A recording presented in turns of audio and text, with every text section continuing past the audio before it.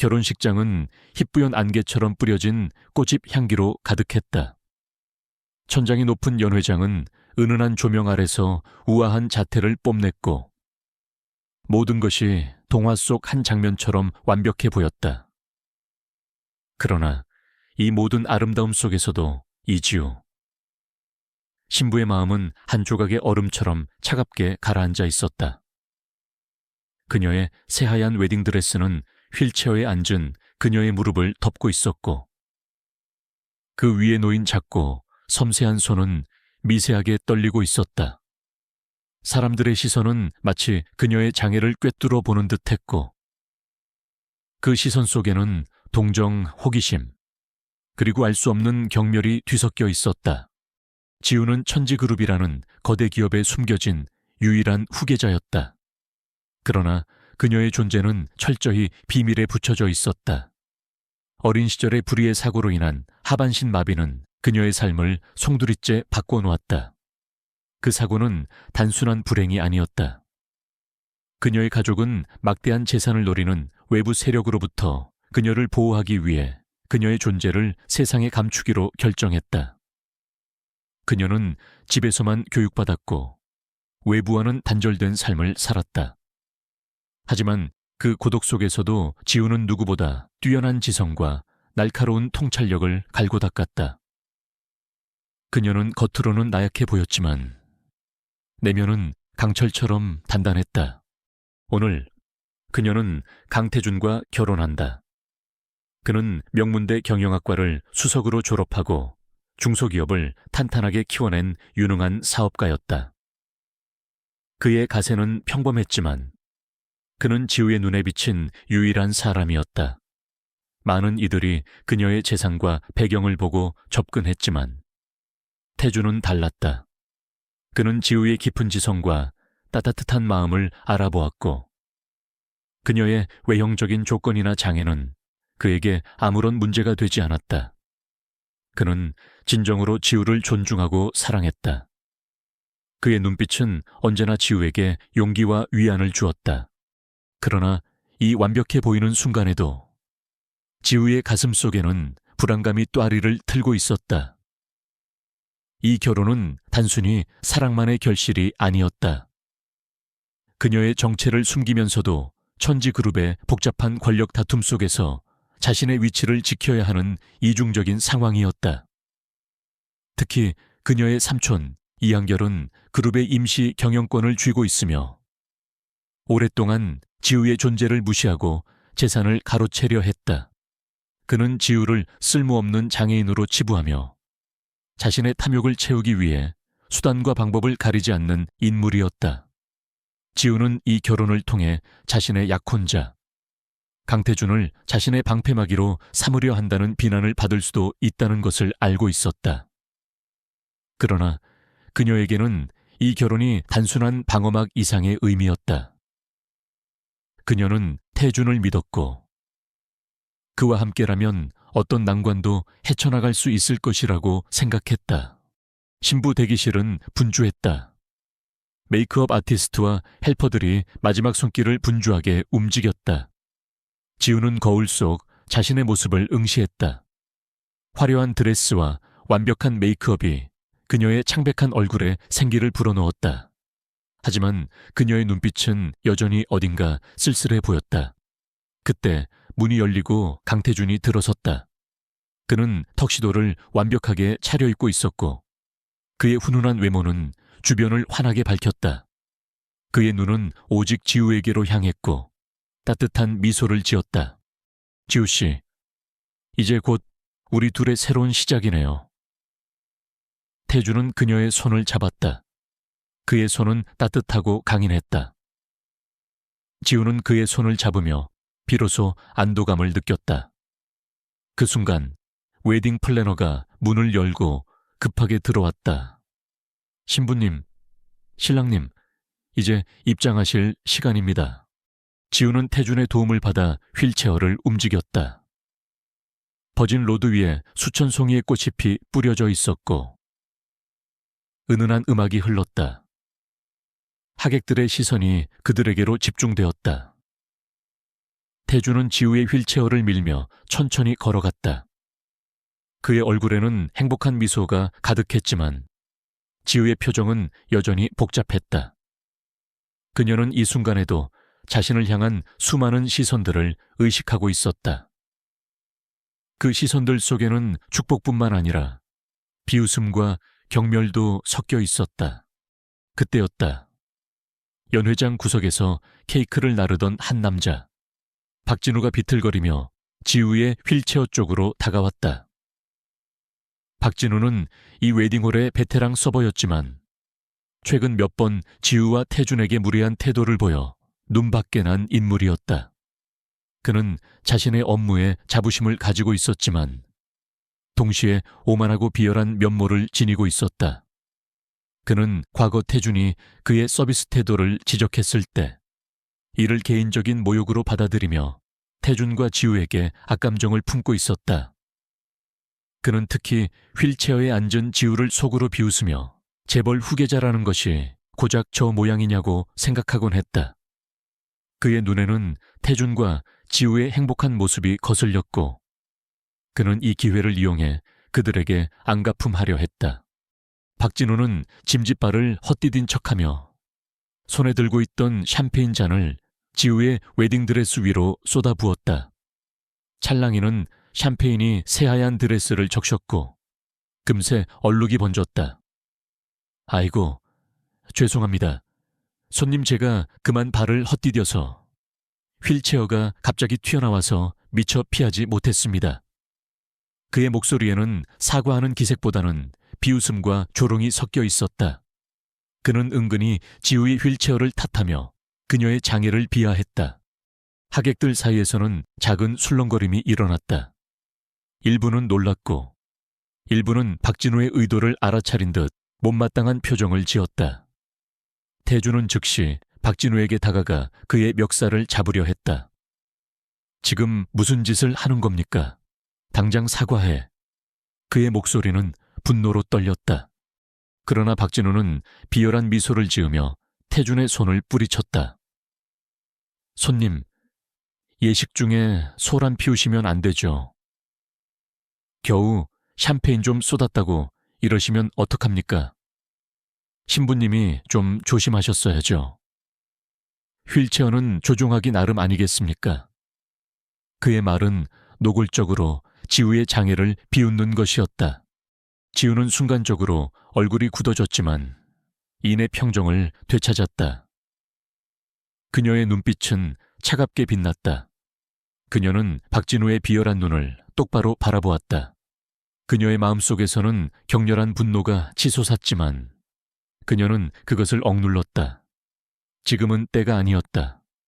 그녀는 이 순간의 수치심을 잊지 않을 것이라 맹세했다. 괜찮아요. 태준 씨. 지우는 침착하게 태준의 팔을 잡았다. 그녀의 목소리는 나직했지만 그 속에는 강한 힘이 실려 있었다.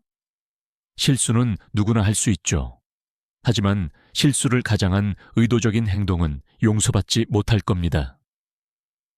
그녀의 시선은 박진우를 꿰뚫는 듯했다. 박진우는 지우의 침착한 반응에 당황한 듯했지만 이내 다시 비웃음을 지었다. 그는 아직 지우의 진짜 모습을 전혀 모르고 있었다.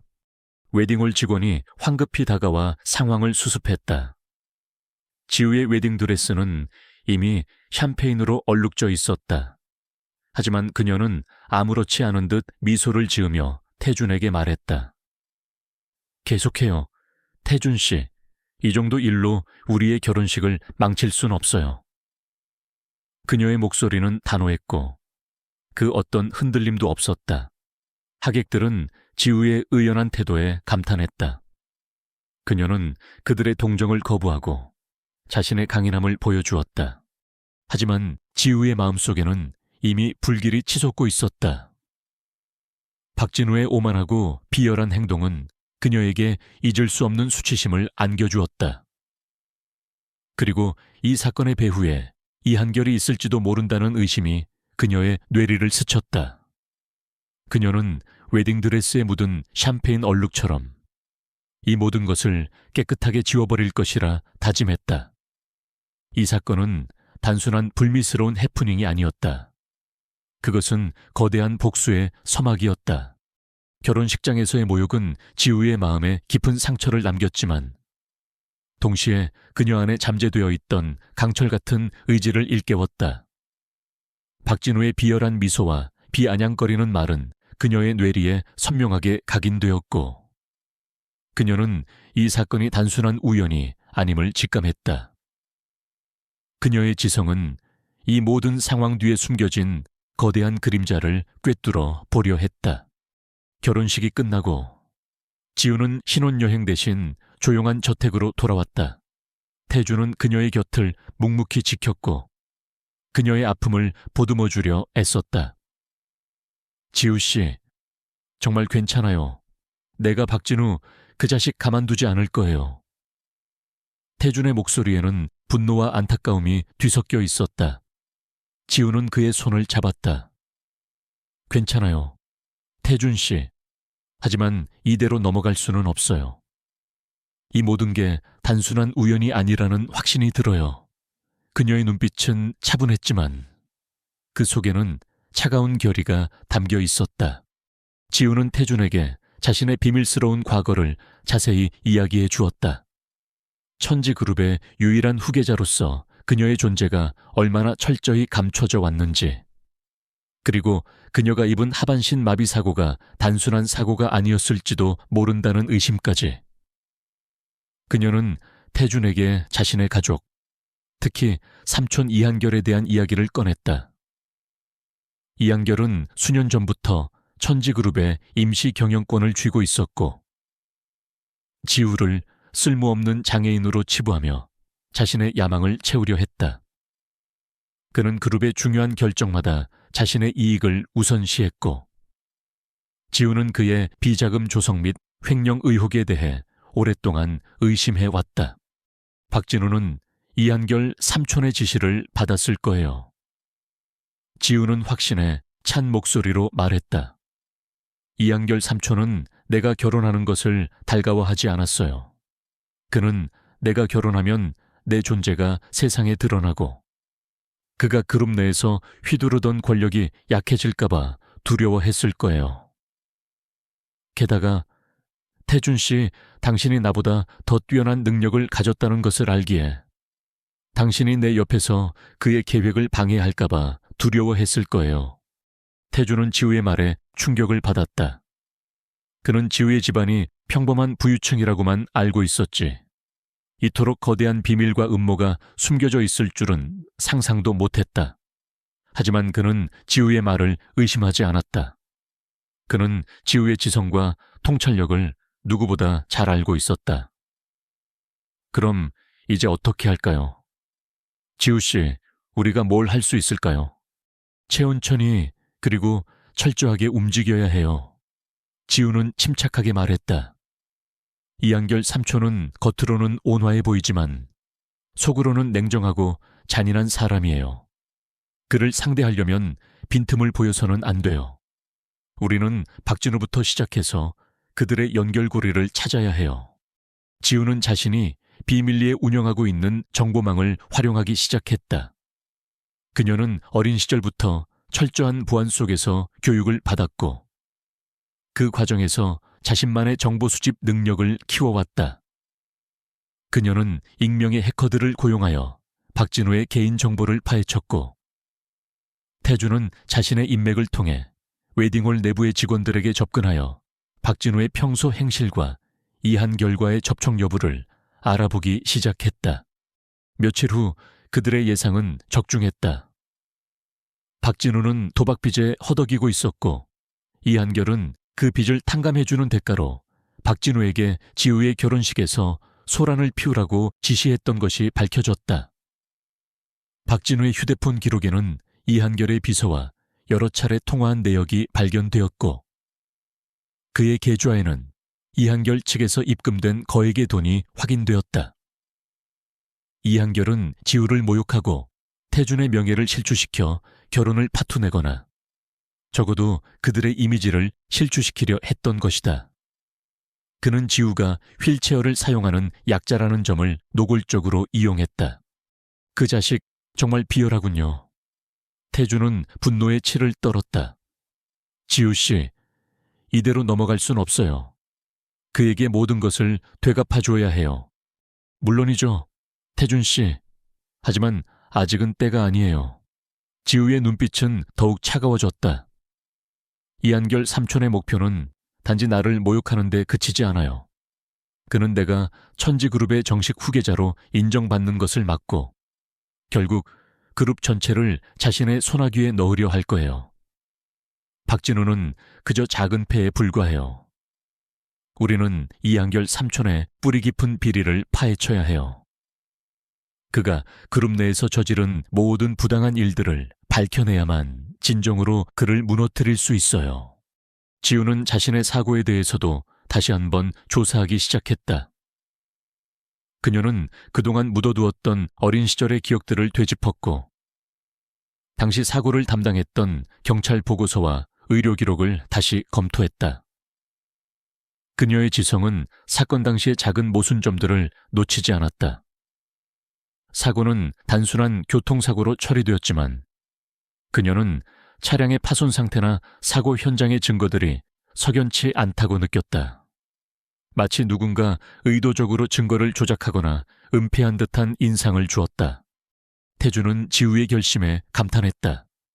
그는 지우가 겉으로는 나약해 보이지만 내면에는 누구보다 강한 의지와 냉철한 판단력을 지닌 인물임을 다시 한번 깨달았다. 그는 그녀의 든든한 조력자가 되기로 맹세했다. 그는 자신의 모든 능력을 동원하여 지우를 도왔다. 그는 자신의 인맥을 통해 천지그룹 내부의 정보를 수집했고 이한결의 측근들을 감시하며 그의 동태를 파악했다. 지우는 태준과 함께 거대한 복수극을 계획하기 시작했다. 그녀는 천지그룹의 복잡한 지배 구조를 분석하고 이한결이 숨겨둔 비자금의 흐름을 추적했다. 그녀는 자신의 재능과 태준의 능력을 결합하여 이한결을 궁지로 몰아넣을 완벽한 전략을 세웠다. 그녀는 자신이 휠체어에 앉아있다는 사실이 오히려 상대방에게 방심을 유도하는 장점이 될 수 있음을 간파했다. 이한결은 지우를 나약하고 무력한 존재로 깔볼 것이 분명했다. 그리고 그 오만함이 바로 그의 가장 큰 약점이 될 터였다. 어느 날 밤, 지우는 태준의 품에 안겨 조용히 말했다. 태준 씨, 나는 이 모든 걸 끝낼 거예요. 나를 비웃었던 모든 사람들에게 내가 누구인지 보여줄 거예요. 그리고 나를 이렇게 만든 자들에게 반드시 대가를 치르게 할 거예요. 그녀의 목소리는 나직했지만 그 속에는 강한 의지가 담겨 있었다. 태주는 그녀의 머리를 쓰다듬으며 말했다. 지우 씨, 내가 당신 옆에서 함께 할 거예요. 당신의 싸움은 이제 우리의 싸움이 될 겁니다. 그들의 눈빛은 서로를 향한 깊은 신뢰와 사랑을 담고 있었다. 그들은 이제 더 이상 혼자가 아니었다. 거대한 복수의 서막이 오르고 있었다. 지우는 태준과 함께 이한결의 비리를 파헤치는데 몰두했다.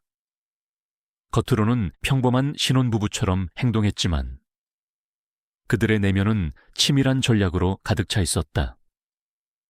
지우는 천지그룹의 복잡한 계좌들을 추적하며 이한결의 수상한 자금 흐름을 찾아냈고 태주는 자신의 네트워크를 이용해 이한결의 사업 파트너와 측근들에게 접근하여 내부 정보를 캐냈다.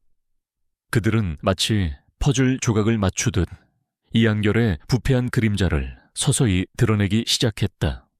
특히 지우의 예리한 통찰력은 빛을 발했다. 그녀는 이한결이 그룹의 주요 사업에서 발생한 이익을 자신의 개인 계좌로 빼돌리고 유령 회사를 통해 자금을 세탁하는 패턴을 발견했다. 그의 재정 장부는 교묘하게 위조되어 있었지만 지우는 미세한 오차와 불일치를 놓치지 않았다. 그녀는 어린 시절부터 천지그룹의 재무보고서를 접해왔고 숫자에 대한 타고난 감각을 지니고 있었다. 그녀는 태준에게 이한결의 비리 증거를 확보할 수 있는 구체적인 방법을 제시했고 태주는 그녀의 지시에 따라 신중하게 움직였다. 한편 박진우는 결혼식에서의 소동 이후에도 여전히 웨딩홀에서 근무하고 있었다. 그는 지우가 자신을 신고하지 않았다는 사실에 안도하면서도 그녀의 침착한 반응에 왠지 모를 불안감을 느꼈다. 그는 자신이 지우를 휠체어 신부라며 마음껏 조롱했지만 그녀의 눈빛 속에서 섬뜩한 기운을 느꼈던 것을 잊을 수 없었다. 박진우는 이한결에게 보고했고 이한결은 그에게 아무 문제 없으니 신경 끄라고 지시했지만 박진우의 불안감은 가시지 않았다. 어느 날 오후 지우는 박진우를 만나기로 결정했다. 그녀는 그에게 직접 맞서서 그의 비열한 행동의 대가를 치르게 할 생각이었다. 지우는 태준에게 자신의 계획을 알렸고 태준은 그녀를 걱정했지만 그녀의 단호한 의지를 꺾을 수 없었다. 지우 씨, 혼자 가는 건 위험해요. 나도 함께 가겠어요. 태준은 지우의 휠체어를 밀며 그녀와 동행했다. 박진우는 웨딩홀의 휴게실에서 쉬고 있었다. 그때 휴게실 문이 열리고 지우와 태준이 들어섰다. 박진우는 그들을 보자마자 얼굴이 사색이 되었다. 그의 눈은 공포와 당황스러움으로 가득 찼다. 그는 지우가 자신을 찾아올 것이라고는 상상도 못했다. 박진우 씨, 오랜만이네요. 지우의 목소리는 차분했지만 서늘한 기운이 감돌았다. 박진우는 벌떡 일어나 뒷걸음질 쳤다. 손님, 아니, 신부님, 무슨 일이십니까? 그의 목소리는 떨렸다. 무슨 일이냐고요? 당신이 내 결혼식에서 벌인 일을 잊었나요? 아니면 당신을 조종한 이한결 삼촌의 명령 때문이었나요? 지우의 말은 비수처럼 박진우의 심장을 꿰뚫었다. 박진우는 충격을 받은 듯 입을 다물지 못했다. 그의 눈동자는 불안하게 흔들렸다. 무슨 소리 하는 겁니까? 제가 뭘 했다고? 저는 그저 실수였을 뿐입니다. 박진우는 더듬거리며 변명하려 했지만 그의 얼굴은 이미 거짓말을 하고 있음을 명백히 보여주고 있었다. 실수요, 당신이 내 휠체어를 핑계 삼아 나를 모욕하고 내 드레스에 샴페인을 쏟아부었을 때 당신의 눈은 비웃음으로 가득했어요. 당신은 내가 휠체어를 사용한다는 이유만으로 나를 하찮게 여겼죠. 지우의 목소리는 점점 더 단호해졌다. 그리고 이 모든 것은 이한결 삼촌의 지시였다는 증거도 있어요. 당신의 통화 기록과 계좌 내역은 모든 것을 말해주고 있죠. 박진우는 순간적으로 몸을 굳혔다. 그의 얼굴은 절망으로 물들었다. 그는 지우가 자신의 모든 비밀을 알고 있다는 사실에 경악했다. 그는 이한결이 자신을 철저히 이용하고 버릴 것이라는 사실을 깨달았다. 그는 자신의 비열한 행동이 어떤 결과를 초래할지 전혀 예상하지 못했다. 신부님, 저는 그저 시키는 대로 했을 뿐입니다. 이한결 상무님이 시켜서 제발 저를 용서해 주세요. 박진우는 무릎을 꿇고 애원했다. 그의 목소리는 비굴했다. 용서요. 당신은 내가 가장 행복해야 할 날. 내게 씻을 수 없는 모욕을 안겨줬어요. 그리고 나의 장애를 비웃었죠. 지우의 눈빛은 흔들림 없었다. 하지만 당신을 용서할지 말지는 당신의 앞으로의 행동에 달려 있어요. 당신은 선택해야 할 겁니다. 이한결 삼촌의 비열한 꼭두각시로 남아 그와 함께 파멸할지, 아니면 진실을 밝히고 속죄할 기회를 얻을지.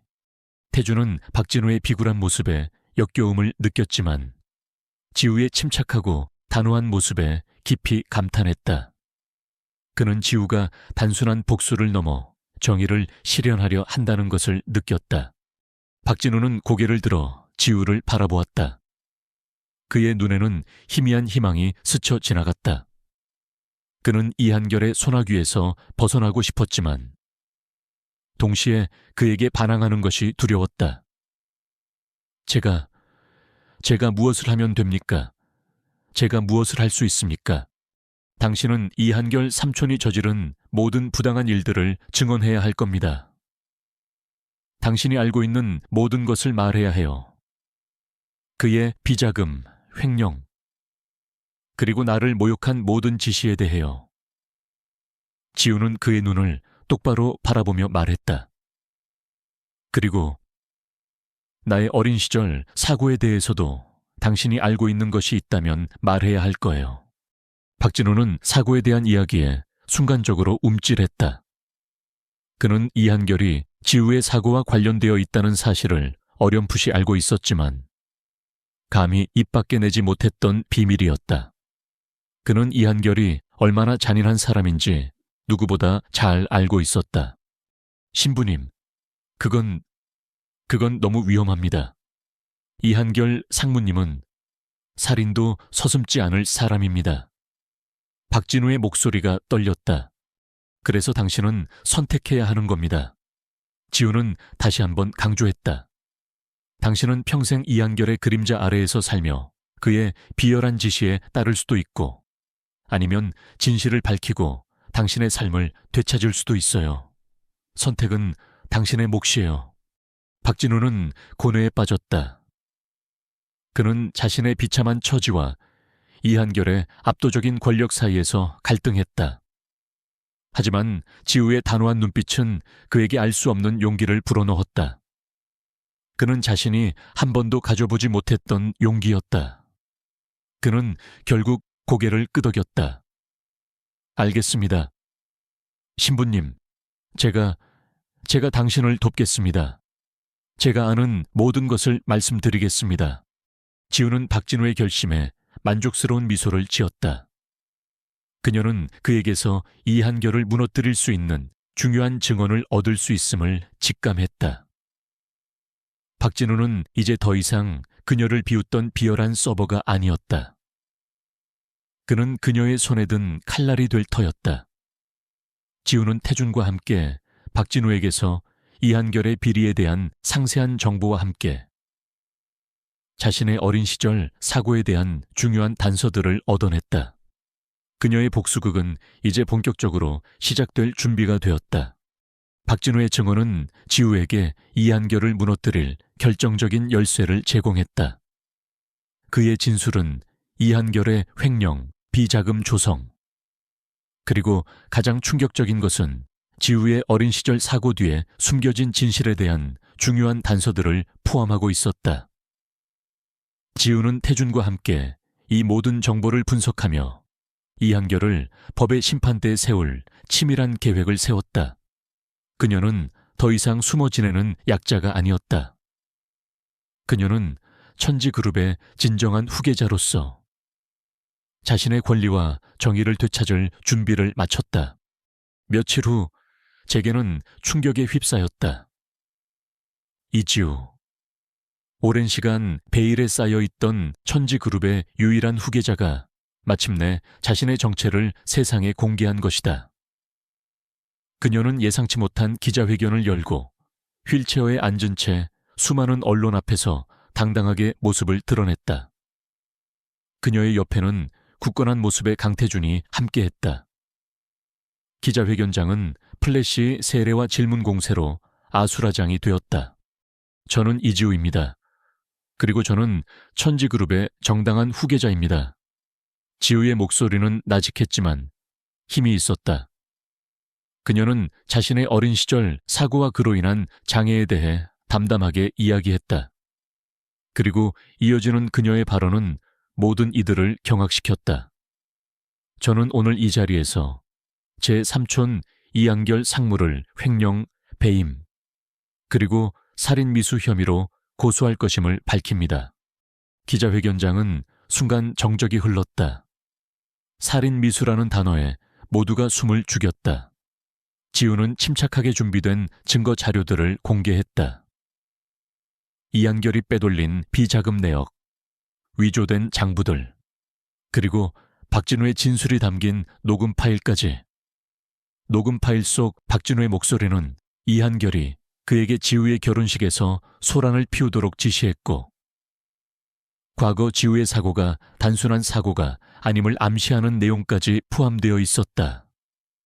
그녀는 또한 자신의 사고 관련 보고서에 불일치점을 지적하며 이한결이 의도적으로 증거를 조작했음을 주장했다. 저의 장애는 불행한 사고의 결과였지만 저는 그 사고가 단순한 우연이 아니었음을 밝혀내기 위해 노력했습니다. 그리고 마침내 저는 충격적인 진실과 마주했습니다. 지우의 목소리는 흔들림 없었다. 이한결 상무는 저의 장애를 빌미로 저를 무시하고 천지그룹의 경영권을 찬탈하려 했을 뿐만 아니라 저의 어린 시절 사고와도 깊은 관련이 있습니다. 그는 처음부터 저를 제거하고 모든 것을 독차지하려 했습니다. 기자들의 질문이 빗발쳤다. 살인 미수라는 것이 사실입니까? 어떤 증거가 더 있습니까? 박진우 씨의 증언 외에 다른 증거는 무엇입니까? 지우는 태준에게 눈짓을 보냈고 태준은 침착하게 추가적인 자료들을 화면에 띄웠다. 이한결의 비자금 통로를 밝혀낸 복잡한 금융거래 내역, 그가 위조한 문서의 원본과 조작된 사본 비교 자료, 그리고 이한결의 측근 중 한 명의 양심 선언이 담긴 익명의 제보까지. 이 모든 증거들은 이한결을 궁지로 몰아넣기에 충분했다. 이한결은 지우의 기자회견 소식을 접하고 경악했다. 그는 지우가 감히 자신에게 맞설 것이라고는 상상조차 하지 못했다. 그는 지우가 단지 휠체어에 앉은 무력한 장애인이라고만 생각했고 자신의 비리들은 철저히 감춰져 있다고 믿었다. 그는 분노에 차 자신의 사무실에서 소리를 질렀다. 말도 안 돼. 그 애송이가 감히 저런 쓸모없는 장애인이 어떻게 이런 짓을 꾸민단 말이야. 그는 즉시 변호인단을 소집하고 언론 플레이를 시작했다. 그는 지우의 주장을 경영권 분쟁으로 인한 음해성 발언으로 치부하며 지우가 어린 시절의 정신적 충격으로 인해 망상에 사로잡혀 있다고 주장했다. 하지만 이미 공개된 증거들은 너무나 명백했고 그의 반박은 힘을 잃었다. 박진우의 증언은 결정적이었다.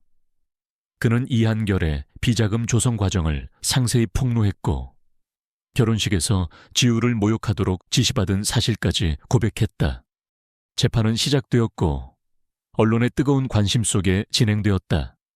지우는 휠체어에 앉은 채 법정에 출두했지만 그녀의 눈빛은 강렬하고 흔들림 없었다. 그녀는 자신의 변호사들과 함께 이한결의 모든 죄를 낱낱이 파헤쳤다.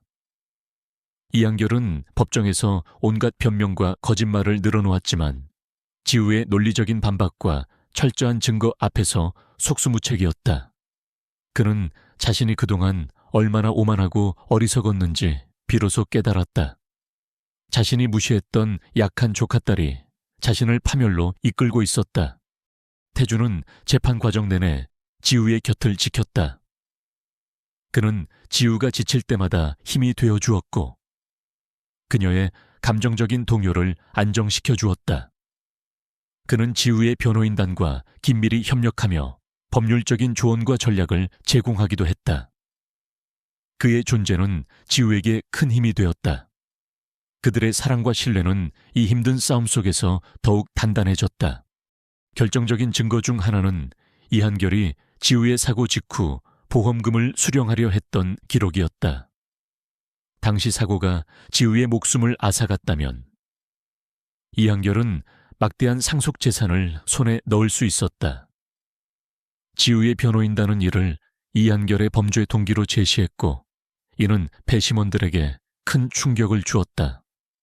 또한 지우는 자신의 사고, 당일 이한결이 사고 현장 근처에 있었다는 통화 기록까지 확보하여 제출했다.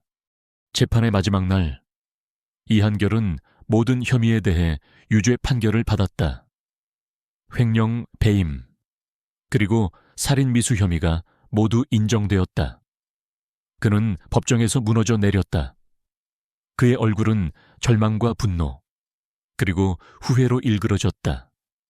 그는 자신이 평생을 바쳐 쌓아온 모든 것이 한순간에 무너져 내리는 것을 지켜봐야 했다. 뉴스 속보는 이한결의 유죄 판결과 함께 천지그룹의 새로운 시대를 알렸다. 이지우는 천지그룹의 정식 회장으로 취임했고 강태준은 그녀의 가장 신뢰하는 동반자이자 부회장으로 임명되었다. 그들은 함께 기자회견에 나서 그룹의 미래 비전을 제시했다. 지우는 더 이상 휠체어에 대한 어떤 부끄러움도 느끼지 않았다. 그녀는 자신의 장애가 자신을 더욱 강하게 만들었다는 것을 증명했다. 그녀의 눈빛은 자신감과 희망으로 빛나고 있었다. 세상은 그녀의 용기와 지성에 찬사를 보냈다. 천지그룹은 이들의 지휘 아래 새로운 도약을 준비하고 있었다. 이한결의 몰락과 함께 지우는 천지그룹의 정식 회장으로 취임했고 태주는 부회장으로서 그녀의 든든한 조력자가 되었다. 세상은 휠체어에 앉은 젊은 여성 회장에게 놀라움과 함께 기대 어린 시선을 보냈다. 지우의 취임은 천지그룹의 새로운 시작을 알리는 신호탄이었다. 하지만 거대한 기업의 수장이 된다는 것은 단순히 권력을 쥐는 것을 넘어 수많은 도전과 책임감을 의미했다. 그녀는 이제 이한결의 잔재를 청산하고 그룹의 오랜 관행들을 개혁하며 새로운 성장 동력을 찾아야 했다. 지우는 회장으로서의 첫 발걸음을 내부 개혁에서 시작했다. 그녀는 이한결이 심어놓은 부패한 인맥들을 과감하게 쳐내고 능력과 윤리를 최우선으로 하는 새로운 인재들을 등용했다.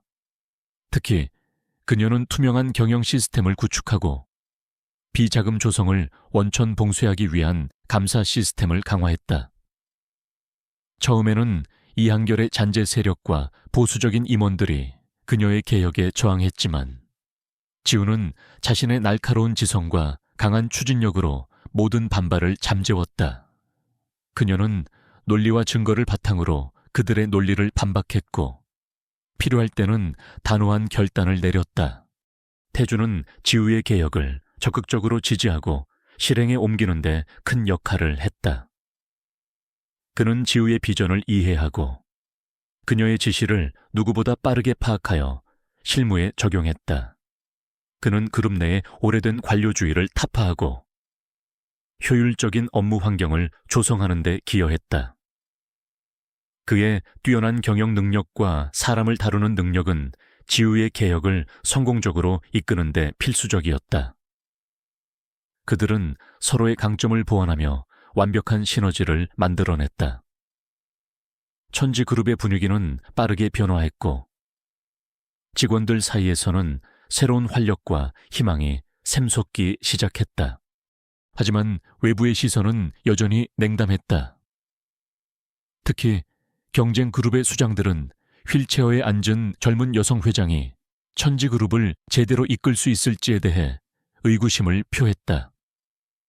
그들은 지우의 장애를 약점으로 여기며 그녀를 얕잡아 보았다. 그들은 천지그룹이 혼란스러운 틈을 타 시장 점유율을 빼앗으려 했고 때로는 악의적인 소문을 퍼뜨려 지우의 리더십을 훼손하려 했다.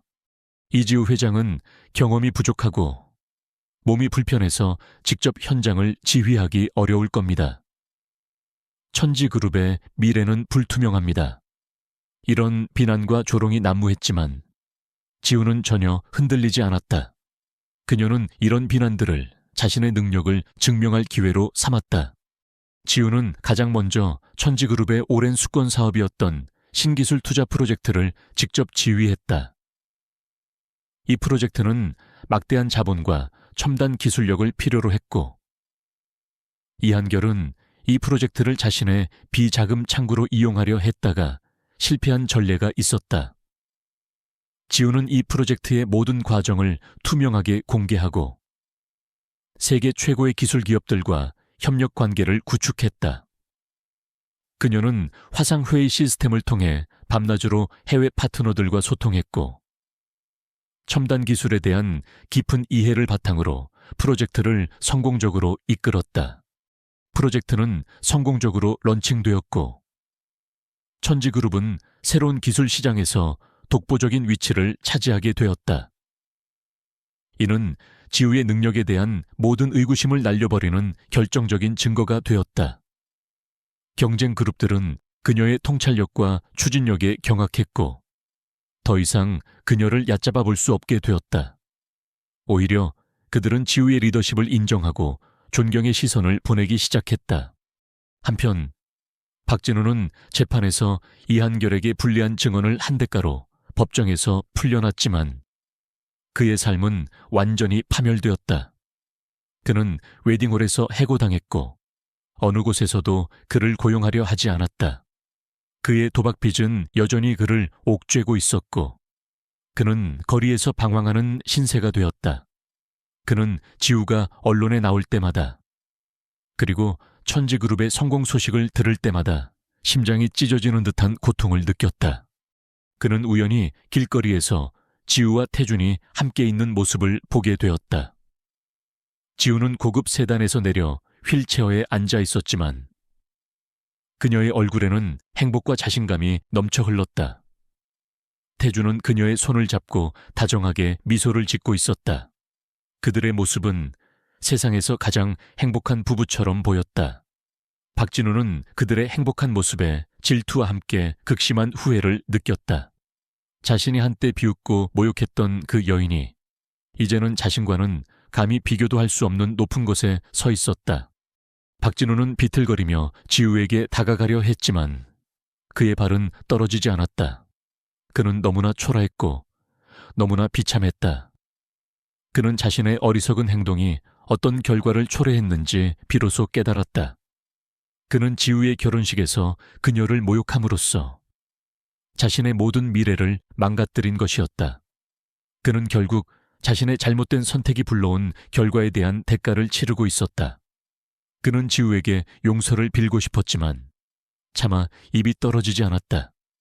그는 자신이 용서받을 자격이 없다는 것을 너무나 잘 알고 있었다. 지우는 멀리서 자신을 응시하는 박진우의 시선을 느꼈지만 그녀는 그를 무시했다. 그녀의 삶에서 그는 더 이상 중요한 존재가 아니었다. 그녀는 과거의 상처를 극복하고 자신의 길을 묵묵히 걸어갔다. 그녀의 눈은 오직 밝은 미래를 향해 있었다. 천지그룹은 지우의 지휘 아래 세계적인 기업으로 성장했고 그녀의 리더십은 전 세계 비즈니스 리더들에게 영감을 주었다. 그녀는 자신의 장애가 결코 한계가 될 수 없음을 증명하며 많은 사람들에게 희망과 용기를 불어넣는 상징이 되었다. 천지그룹이 지우의 지휘 아래 비약적인 발전을 거듭하는 동안 그녀의 어린 시절 사고에 대한 미스터리는 여전히 그녀의 마음 한구석에 남아 있었다. 법정에서 이한결은 살인 미수 혐의에 대해 유죄 판결을 받았지만 사고의 모든 진실, 특히 배후에 숨겨진 또 다른 조력자의 존재 여부는 명확하게 밝혀지지 않았다. 지우는 자신의 장애가 단순한 불운이 아니라 누군가의 악의적인 의도로 인한 것이라는 확신을 가지고 있었다. 그녀는 태준과 함께 이 숨겨진 진실을 끝까지 파헤치기로 결심했다. 그들은 먼저 사고 당시의 증거들을 다시 한번 면밀히 검토했다.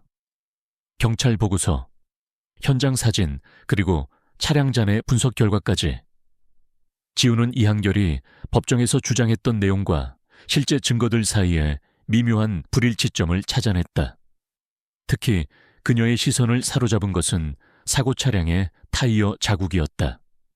전문가들은 타이어 펑크로 인한 사고라고 분석했지만 지우는 타이어 자국이 마치 날카로운 도구로 고의적으로 훼손된 듯한 흔적을 보인다고 판단했다. 지우는 자신이 가진 모든 자원, 즉 천지그룹의 막대한 재력과 광범위한 정보망을 활용하기 시작했다. 그녀는 국제적인 법의학 전문가와 사고조사 전문가를 고용하여 사고 현장을 다시 한번 정밀하게 분석하도록 지시했다. 또한 그녀는 당시 사건을 담당했던 경찰관과 의료진을 비밀리에 접촉하여 그들에게 이한결로부터 어떤 압력이 있었는지, 혹은 누락된 정보는 없는지 캐물었다. 대부분의 사람들은 이미 시간이 오래 흘러 기억이 희미해졌다고 답했지만 한 명의 은퇴한 경찰관은 지우에게 의미심장한 단서를 제공했다.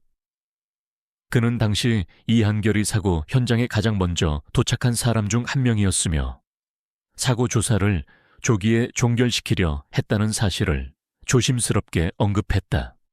사고 현장에 이상한 점이 있었나요? 지우는 날카롭게 물었다.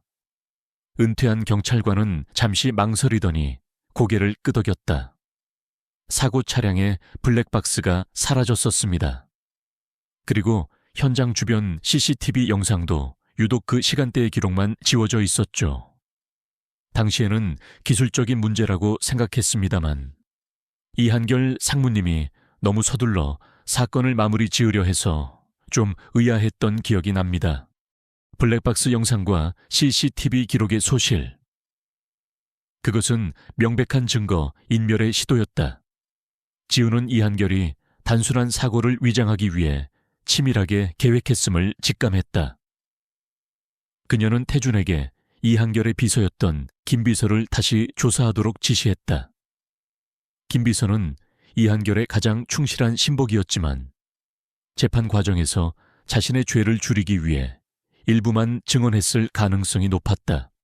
태준은 김 비서를 찾아가 심도 깊은 대화를 시도했다.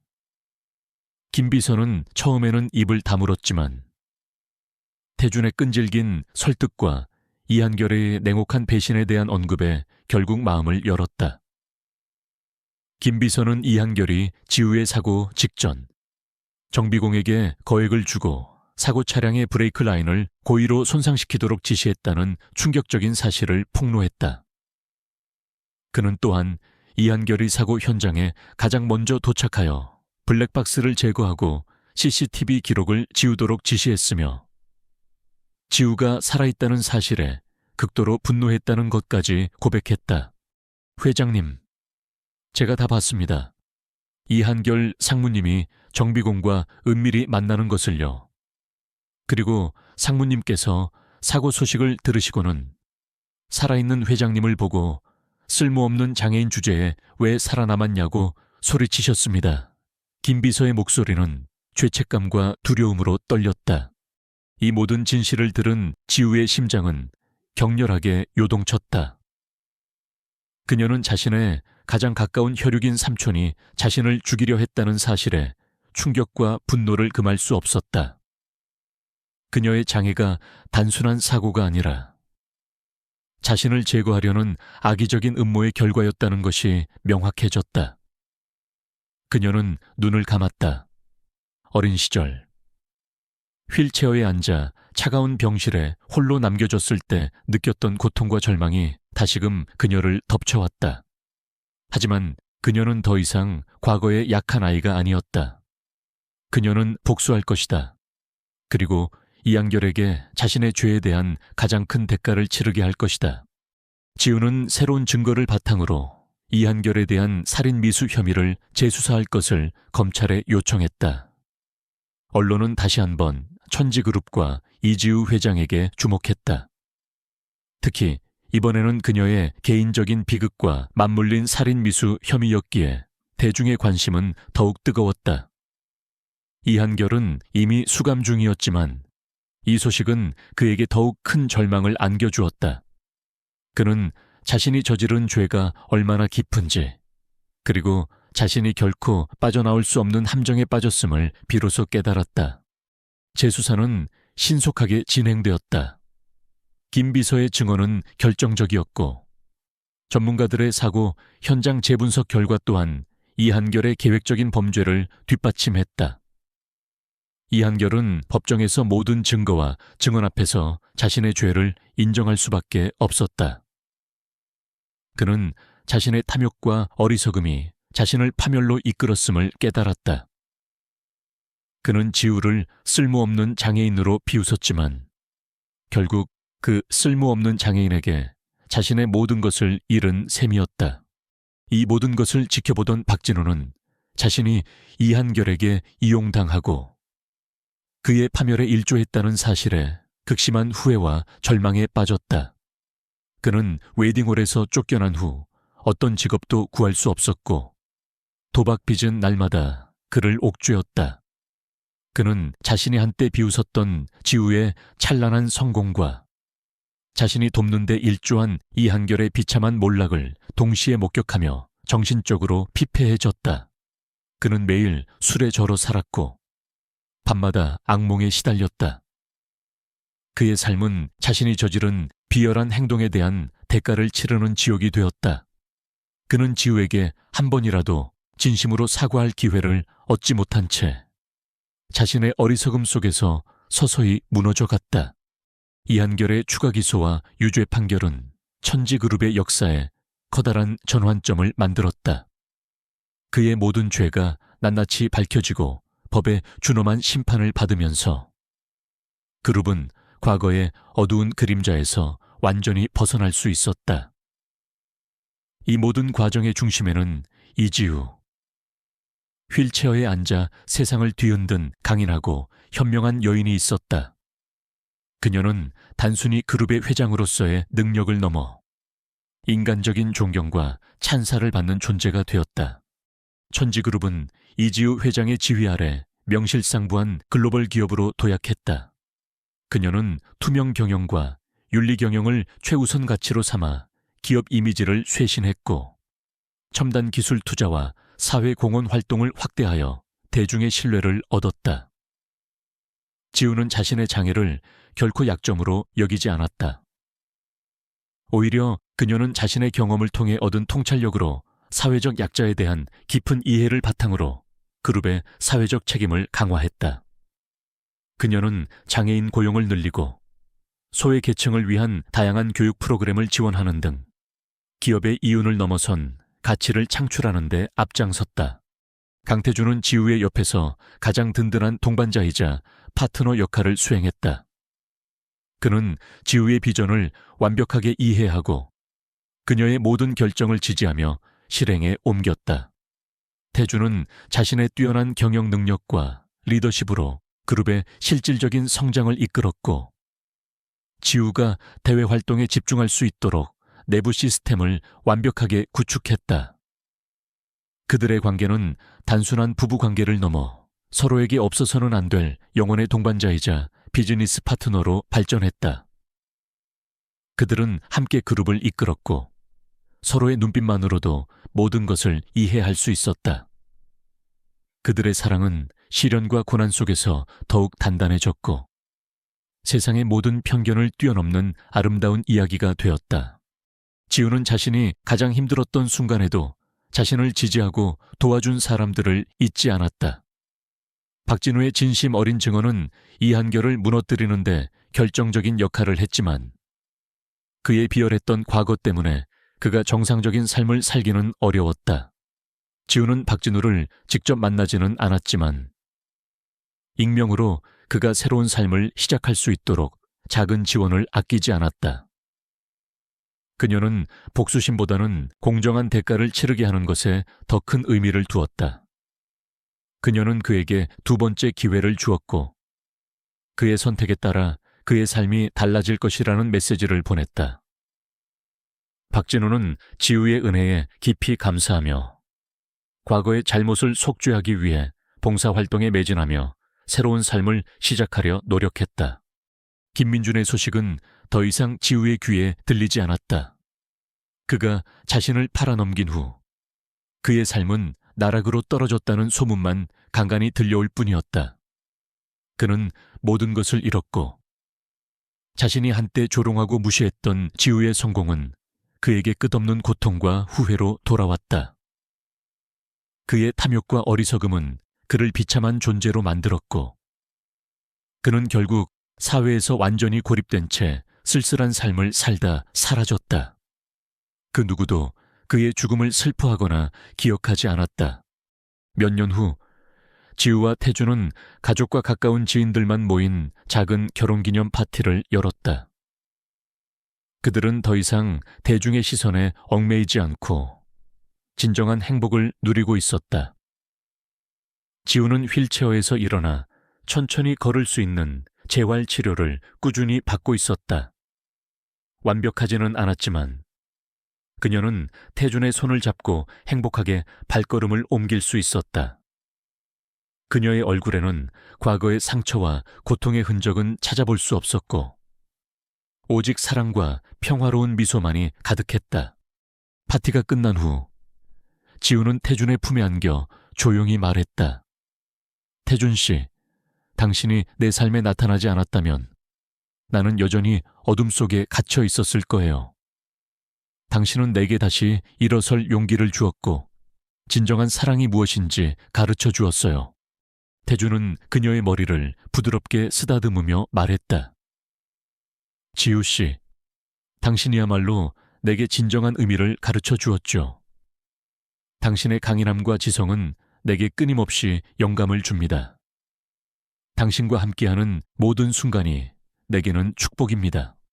그들은 함께 창밖을 바라보았다. 밤하늘에는 수많은 별들이 반짝이고 있었다. 이지우, 한때는 휠체어 신부라며 조롱받고 모욕당했던 여인은 이제 자신의 삶을 온전히 개척하고 불가능해 보이던 꿈을 현실로 만든 진정한 승자가 되었다. 그녀의 이야기는 장애와 편견에 맞서 싸우는 모든 이들에게 희망과 용기를 주는 전설이 되었다. 그녀의 삶은 사람의 진정한 가치는 겉모습이나 약함에 있지 않고 내면의 강인함과 지성, 그리고 용기에 있다는 것을 증명해 보였다. 그녀는 자신의 인생이라는 무대 위에서 가장 빛나는 주인공이 되었다.